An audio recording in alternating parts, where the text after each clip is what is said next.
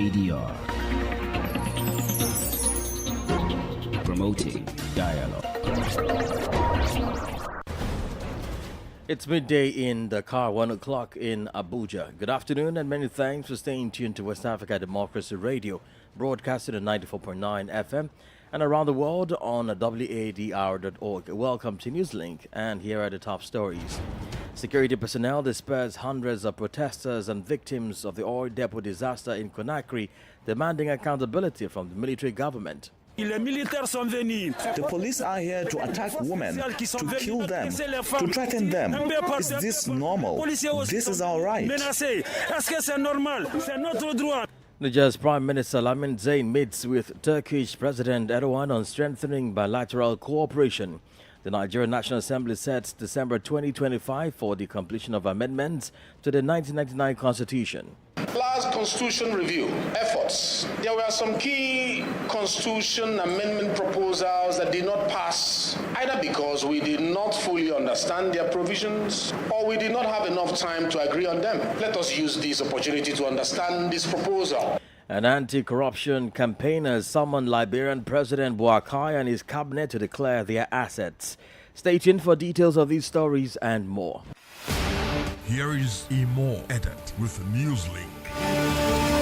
Many thanks for joining us and a warm welcome to our listeners in the Gambia, Ghana and Liberia.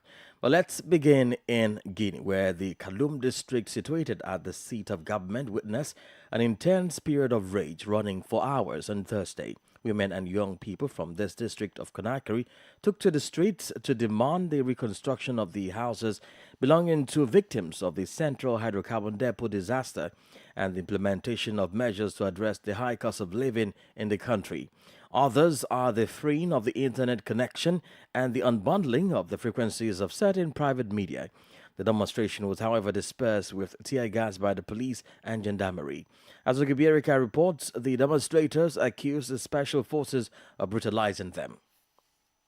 At around 4 a.m., the women of Kaloum took to the streets to demonstrate. Their placards read, "We sleep outside in Kaloum, we have no food, and free the internet and the media." In large numbers, they blocked access to the city centre all morning. To restore order, the police and gendarmerie used tear gas, which sparked outrage and anger among the demonstrators. Can we, the young people, stay in a country where our mothers are gassed and we don't go out? We, the young people, didn't want to go out because our mothers told us not to. But as soon as we saw that they started to gas our mothers, we also started to throw stones and we started to protest. You ask me, is it normal? We were assured that our destroyed houses will be rebuilt, but nothing has been done, and then the bags of rice were not shared. Is that normal? The donations that came, how many billions? They didn't pay the donations. Nothing. We didn't see anything. The houses are ruined. Look at how many people have been lost. The state has done nothing, and you assume that the normalcy is normal? This is abnormal.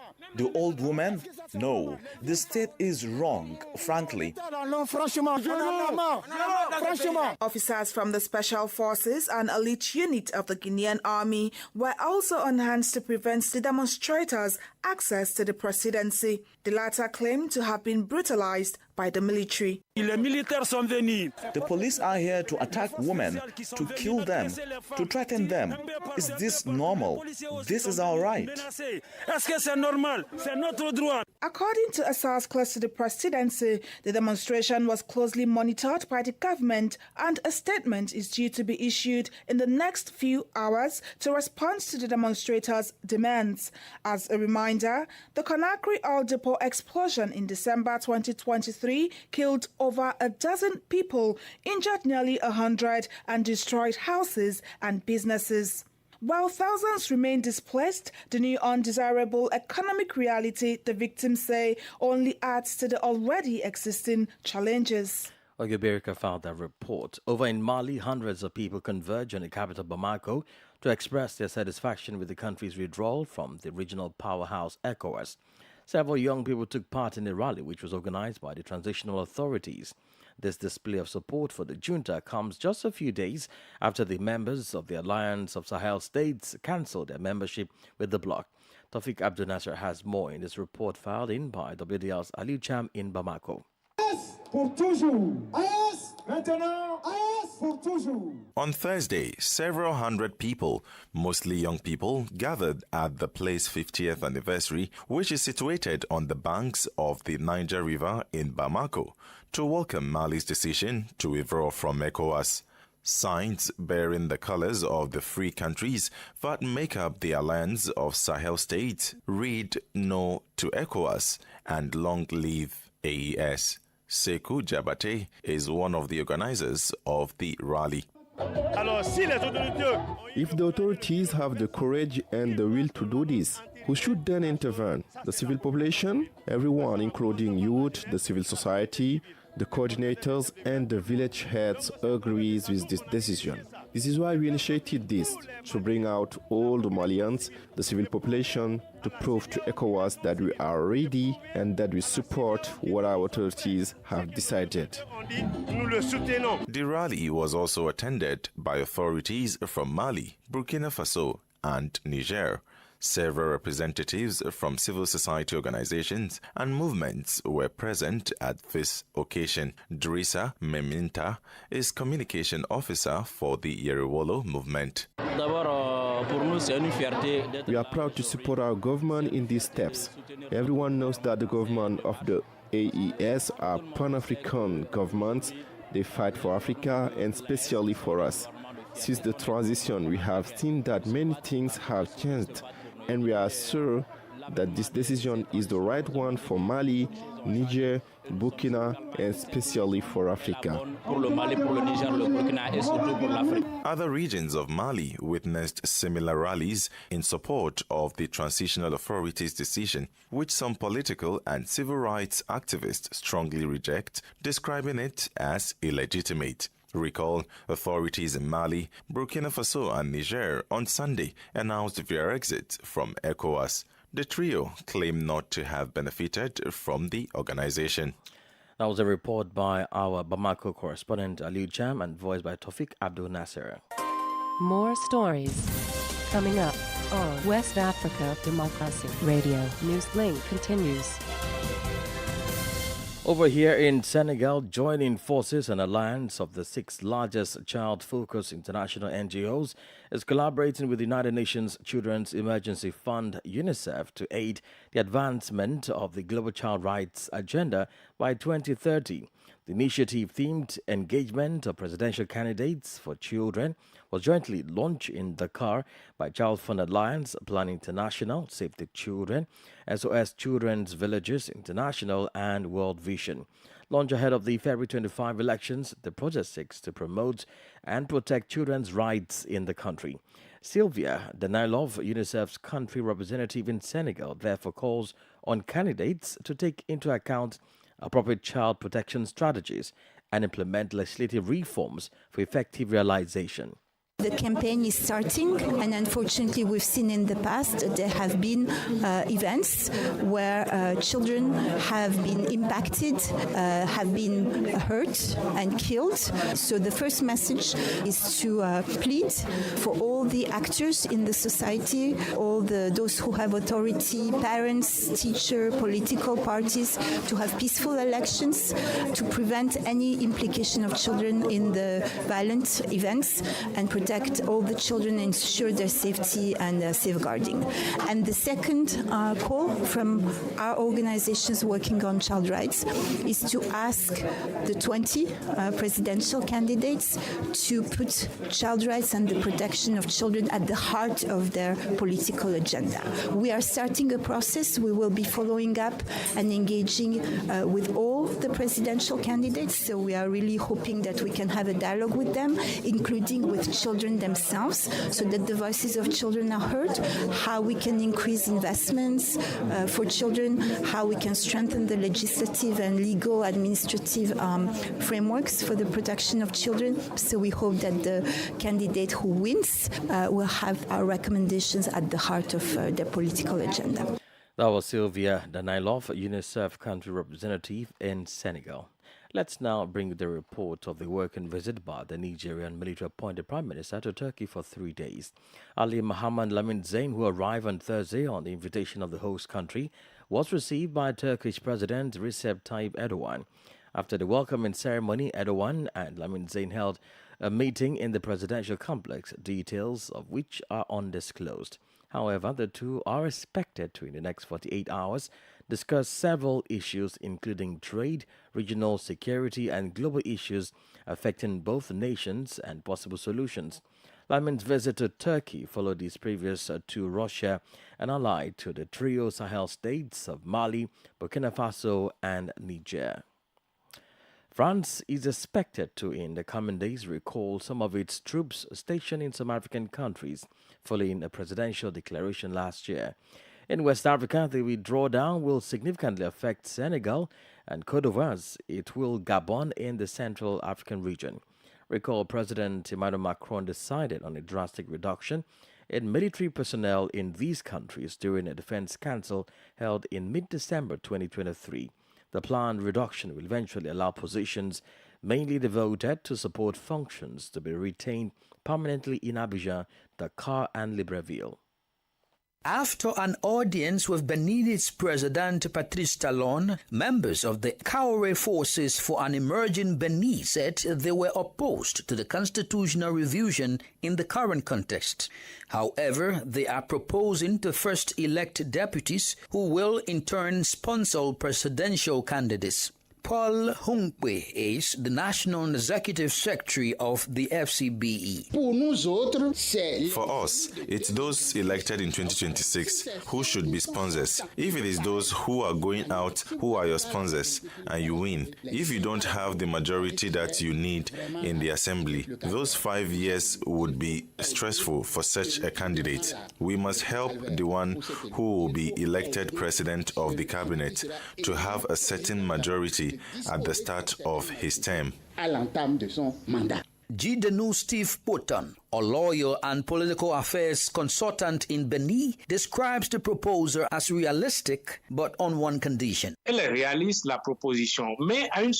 proposal is realistic, but on one condition, which requires that political parties sit down and discuss objectively and seriously by themselves the differences in the constitution and the electoral code and decide together to make changes. Patrice Talon's second 5-year term is due to end in May 2026. The Benin's president has said he is prepared to reduce his term of office through a constitutional revision, a suggestion the country's opposition groups reject. In their view, the context is not conducive to revising the fundamental law. That was a report about Benin of the issue of a possible revision of the constitution, which continues to fuel controversy.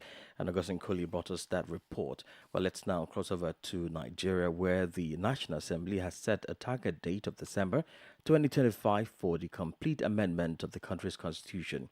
Lawmakers during the meeting held at the parliamentary building on Thursday agreed that it was important to set a realistic date for the Committee on Constitutional Review to do a thorough job. As WADR's Usman Mar reports, the process began in 2010 when it was first handed over to the country in 1999 by the military regime of General Abdul Salam Abubakar.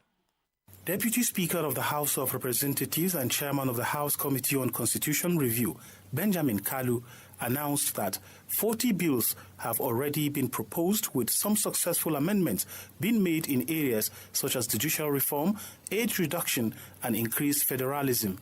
In addition, The Deputy Speaker acknowledged that certain bills had failed in the previous assembly and encouraged the sponsors of these bills to thoroughly prepare before meeting the committee to improve their understanding and increase the chances of passing this time. It will be the sixth time now Assembly has embarked on amendment to the Nigerian Constitution. Last Constitution review efforts. There were some key Constitution amendment proposals that did not pass, either because we did not fully understand their provisions or we did not have enough time to agree on them. Let us use this opportunity to understand this proposal, hoping that those who are the promoters of this particular amendment will start their advocacy timely. On the choice of December 2025, the lawmaker said it was important to set a realistic timeline that would not conflict with electoral activities, which would advertently or inadvertently affect the alteration process. It is also the view of Mr. Speaker that we set a realistic timeline that does not conflict with electoral activities, specifically December 2025. This meeting was held as a preparation for the official inauguration of the Committee on Constitution Review, which is scheduled to take place on the 26th of this month. For Newslink on West Africa Democracy Radio, Usman Umar reporting from Abuja. You're listening to Newslink on West Africa Democracy Radio 94.9 FM Dakar and online on WADR.org. Here is a reminder of our top stories. Security personnel dispersed hundreds of protesters and victims of the oil depot disaster in Conakry, demanding accountability from the military government. Nigeria's Prime Minister Lamin Zain meets with Turkish President Erdogan on strengthening bilateral cooperation. The Nigerian National Assembly sets December 2025 for the completion of amendments to the 1999 Constitution. And still ahead in the news, anti-corruption campaigners summon Liberian President Boakai and his cabinet to declare their assets. We also have the guest interview and sports update. Please stay with us. You are listening to West Africa Democracy Radio, broadcasting from Dakar, Senegal. Don't forget, we're streaming live on all of our platforms, Facebook, YouTube, at WADR News. Away from Nigeria now, anti-corruption campaigners in Liberia are mounting pressure on President Joseph Boakai to lead a good example in the fight against corruption by declaring his assets. Boakai, who had initially promised to declare his assets before assuming office, has yet to do so, even after his inauguration more than a week ago. WADR's Danington Papa in Monrovia completes the story. The opposition leader, now head of state, Joseph Boakai, won the presidency after promising to vigorously protect the country's coffers by fighting corruption. He promised that he and his officials would have declared their assets even before they were sworn into office. We came as a rescue mission, and we know one of the biggest problems there is corruption. And I want to say that we start by making sure those people that we bring to cabinet are people of integrity. And secondly, want to make sure that even beginning with myself, we'll declare our assets. However, since his inauguration about a week ago, President Boakai has yet to declare his assets. A development Hera Ado, founder and executive director of Integrity Watch Liberia, and others say undermines the fight against corruption. It is the action that will accompany this policy pronouncement is what is going to help all of us to determine the seriousness of the government. For us, that is fundamental. President Boakai ran on the whole issue about being the more transparent president. He ran accountability, but we're not seeing that in action. For Anasi Miame, the head of the Center for Transparency and Accountability, Boakai's action is building up many of his nominees who have seemingly refused to make public their assets. The leaders should lead by example. The heads of the party we're talking about here, they need to set very high standards. So it's important that we do that. These anti-corruption campaigners believe the fight against corruption will remain elusive unless the Liberian leader and his cabinet take practical steps to create openness and promote transparency in public service. For Newslink on West Africa Democracy Radio, I'm Darlington Pogba in Monrovia. Let's cross over now to Ghana, where several students at public universities found themselves stranded on Thursday as the Tertiary Education Workers Union TERU began an indefinite strike. The industrial action by the Labour Union, which is now in its second day, is to protest what it perceives as the employers' reluctance to address their welfare needs. From Accra, Nadide Tete reports. The tertiary education workers responsible for essential services within tertiary institutions, including environmental cleaning, classroom setup, security services, and hospital services, among others, have ceased their duties, significantly impacting these operations. On Thursday morning, students at the Kwame Nkrumah University of Science and Technology found themselves stranded as lecture halls were locked when they arrived for classes. This occurred after members of the Tertiary Education Workers Union of Ghana, tasked with setting up the lecture halls, abandoned their posts in compliance with the union's strike directive. This morning when we came, I came with a friend and she said their lecture hall was locked, so she had to go back home. And in case the lecturer changes the location and she comes back, she has to come back again. So it's making things very tight around here, financially, academically. When we were coming for lectures in the morning, we were told that there is a strike. We were all confused, what strike? And we were told that TEU is on strike. And we were informed that the drivers are not going to work today. So we had to walk from commercial area to this place, very long. The maintenance unit and other departments providing crucial services such as electrical work, masonry, carpentry, plumbing, among others, have also been shut down. Charles Arthur, the KNUST local chapter chairman of TEU-GH, confirmed that members are adhering to the strike. However, he accused university management of interference, noting that casual staff are now taking over some duties to provide key services that were previously handled by union members. Section 170 of the Labour Act, that the employer may not employ a replacement for a labor when we are on a lawful strike. I'm paraphrasing it. But for now, we are certain that the strike is ongoing and our members have adhered to the directives. Government is yet to respond to the concerns of the striking workers. For WADR, Nadidi Teti, Accra. Politics, analysis on major news, social matters, and all. This is A Guest. Our guest on this edition of the news is Muntaru Mumuni Mokhtar, a security analyst who speaks to France's military drawdown and the coming days following the presidential declaration last year. Recall President Emmanuel Macron decided on a drastic reduction in military personnel in these countries during a defense council. In West Africa, the drawdown would significantly affect Senegal and Côte d'Ivoire, as it will Gabon in the Central African region. The planned reduction will eventually allow positions mainly devoted to support functions to be retained permanently in Abidjan, Dakar, and Libreville. So what are some underlying threats in these countries propelling this decision, and how will it affect relations going forward in an ever-changing and dynamic geopolitical space? It appears that there's a kind of, jolly, very kind of, friendly and supportive relationship between France and Côte d'Ivoire and the other two countries. And so it gives you a sense, the reality of protection of this regime, even when things in these countries appeared at some point to be so bad.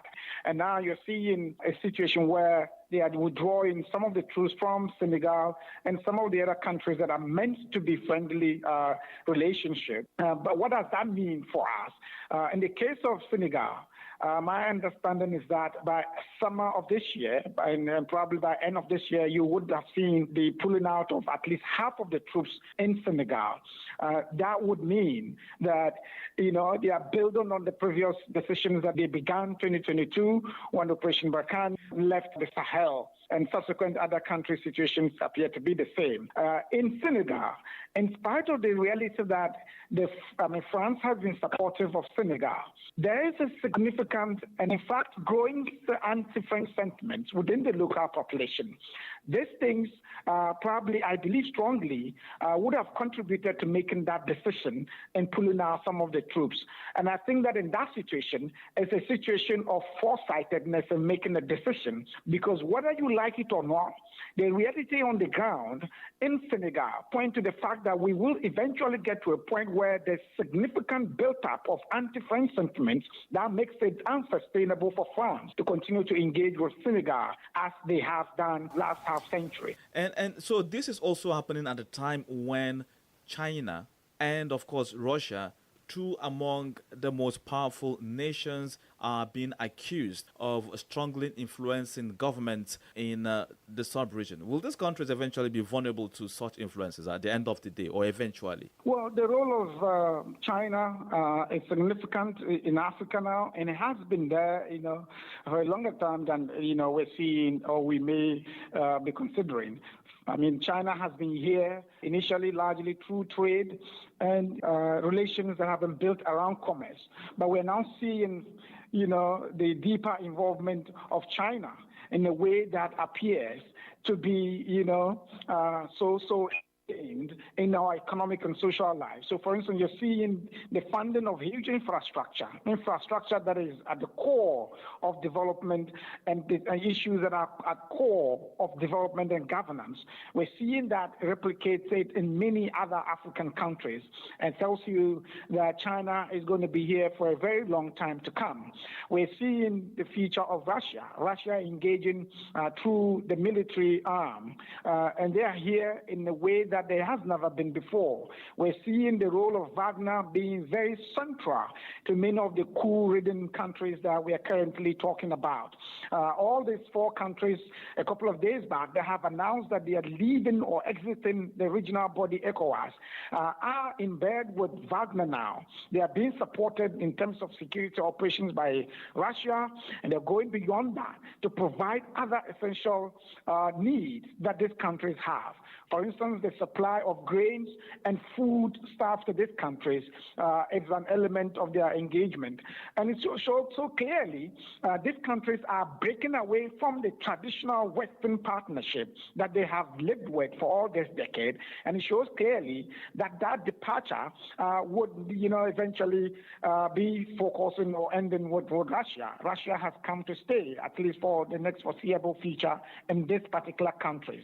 And we should all be very worried about it, because these countries, China, Russia, are not here for free. They are not supporting military and security support for these countries for free. They are essentially doing the same things that we've been accusing the other countries of doing. Should you be a negotiator, how would you negotiate going forward with whoever intends to be partners with countries in the continent, and what should be our interest? So first of all, we need to take a step back, and the style of development and the style of leadership we have impacts on the path to development. So for instance, we have to agree from the basics that the alternative to bad civilian government is not military government.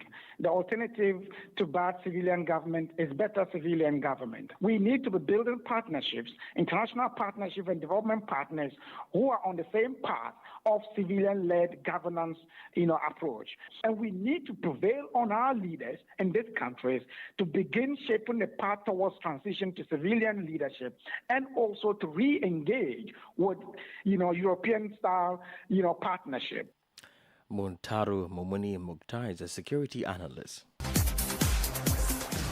And in sport news, Nigeria versus Angola is the first quarterfinal game of the ongoing CAF Africa Cup of Nations by 6 p.m. today.